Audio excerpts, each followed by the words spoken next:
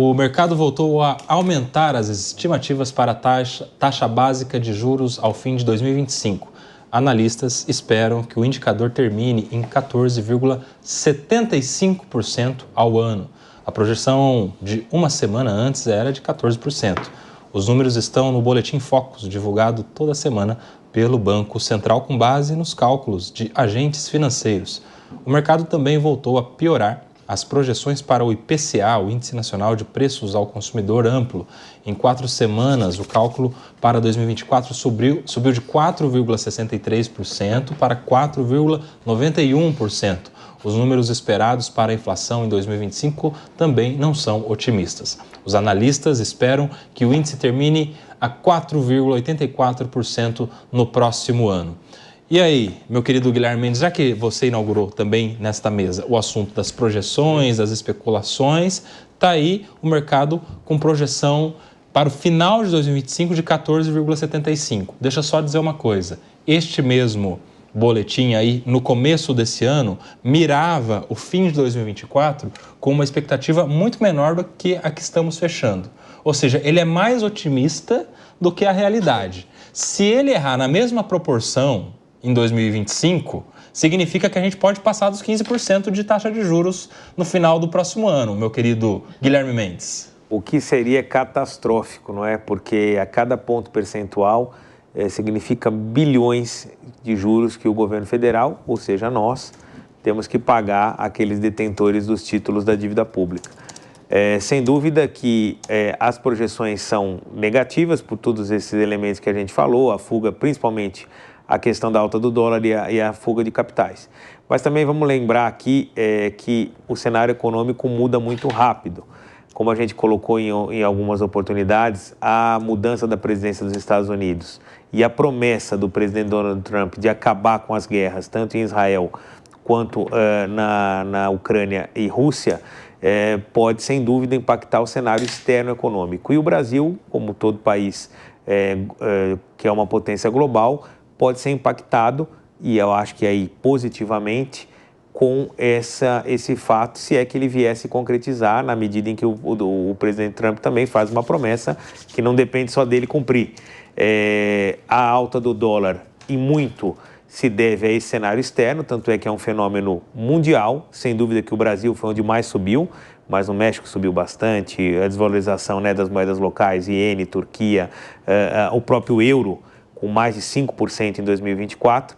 Então a gente torce para que esse mundo se apazigue e, consequentemente, as relações econômicas voltem a uma normalidade. Se isso acontecer, a par da lição de casa que o governo brasileiro tem que fazer, eu não estou aqui dizendo que o governo não tem que fazer ajustes, não tem que cortar gastos, não tem que rever despesas, ninguém está aqui colocando a conta 100% na responsabilidade externa.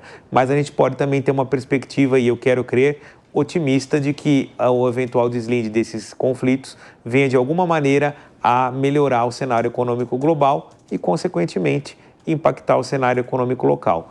Torço, espero e acredito que, de fato, a entrada do presidente Trump vai, de alguma maneira, mexer nesse tabuleiro.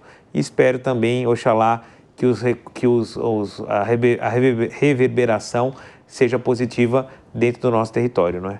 No início do ano, Deise, a projeção do Boletim Focus era que a gente terminaria 2024 com uma taxa de 11,75%. Errou! Estamos terminando a 12,25%. Errou aí por meio ponto.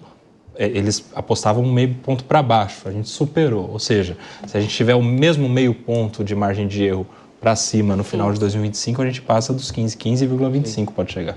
Não, o cenário, eu estava pensando assim, enquanto o Guilherme falava, né? O Guilherme é otimista e eu sou pessimista, mas o cenário, eu entendo o cenário econômico brasileiro, não vejo ele como algo positivo, concordo com o Guilherme, a questão da moeda americana, os pronunciamentos do Trump, a expectativa em cima do Trump, e isso tudo influencia, sim, não tem como negar, mas eu acho que aqui no Brasil a gente tem uma questão doméstica que ela é muito importante. Em primeiro lugar, essa lentidão do ajuste fiscal, né? A gente volta para aquela pauta anterior ali em relação à liderança do Lula e do Haddad, né? Toda essa lentidão envolvendo o pacote fiscal do governo, a questão da reforma tributária, ok, ela é uma reforma necessária, mas a gente sabe que precisa de outras reformas estruturantes aí, então o mercado vê tudo isso com uma certa desconfiança, né? Por exemplo, a gente fez a reforma tributária, entre aspas, aqui, mas e a reforma administrativa, e esse Estado que é obeso, inchado e não se resolve, né? Então, apresenta o pacote fiscal lá para o Congresso Nacional, vamos cortar gastos. Quem que vai cortar gastos? O governo? O governo nunca corta gastos, né? Então, aí soma para esse Estado obeso que eu estou falando. E eu acho que o Brasil tem um problema, assim, para além de tudo que nós já falamos aqui, mas ele tem um problema estrutural que é muito forte, que a gente não consegue, economicamente, dar previsibilidade. Então, o Brasil não é um país que a médio e longo prazo, eu não estou falando só desse governo, não, não é um país que consegue dar previsibilidade, que as pessoas conseguem entender o que vai acontecer daqui a 2 ou 3 anos. Isso não existe aqui. Isso acaba provocando, obviamente, o pessimismo do mercado. Então, eu acredito que o grande desafio agora... Vamos falar até 2026, né? O grande desafio até 2026 vai ser esse governo tirar o pessimismo do mercado, provar que o Brasil é, evidentemente, um país seguro para investir e que pode dar uma previsibilidade. Mas o ajuste fiscal, o pacote que foi aprovado no Congresso Nacional, eles vão na contramão dessa possibilidade muito pequena de otimismo. Então, eu acho que o cenário ele tende a piorar. Então, essa projeção da Selic aí, é claro que ela surpreende, mas pero no mucho, né?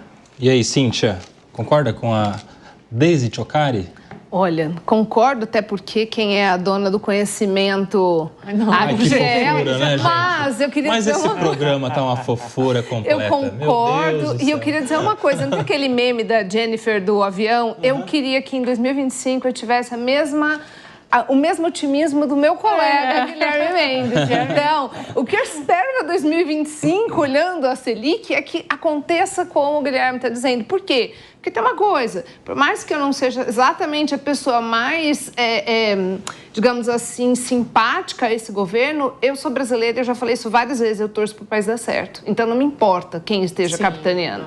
Não me importa se é o PT, se é quem quer que seja. Se o país der certo, se for sério, eu apoio o governo que for, desde que a gente tem algo em prol da sociedade. Então, eu espero que essas taxas possam ter um cenário melhor, mas eu, sinceramente, não sou otimista como o Guilherme. Com o seu otimismo, destacado otimismo, Guilherme Mendes, quanto deveria ser, portanto, a taxa Selic no final de 2025?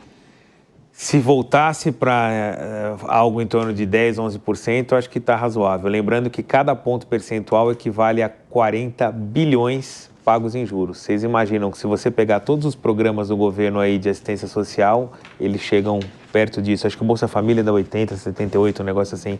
Então, vocês imaginem, a cada ponto percentual seria metade de um Bolsa Família que é jogado no lixo, pagando juros da dívida. É muita coisa. Ou seja, o pessoal critica e fala, não, porque o Bolsa Família, se você for ver versus taxa de juros, é nada. O que você gasta para sustentar mais de 50 milhões de famílias durante um ano equivale a 1 ponto percentual, ou na verdade metade, 2 pontos percentuais do que você pagaria de juros da dívida, para ver como de fato o orçamento brasileiro é sequestrado pelo sistema financeiro, né? Bom, não dá tempo de mais nada, eu quero agradecer a fofura desse programa dessa segunda-feira, um amor, assim, ursinhos carinhosos do Linha de Frente. Espírito natalino. Exato, espírito natalino. Nessa semana, meu amigo, em que você vai encontrar com os seus familiares, para de brigar por causa de política. Dá um abraço naquela sua parente que entrou na universidade pública e virou petista, naquele seu parente que entrou no mercado financeiro, começou a ganhar dinheiro, virou capitalista, fã do Milei. Dá um cafuné nele, para de brigar por causa de política. Tenha uma boa semana natalina. Muito obrigado, Deise Cioccarii, Cíntia Nunes, Guilherme Mendes. Agora você fica com o 3 em 1 que está chegando na programação da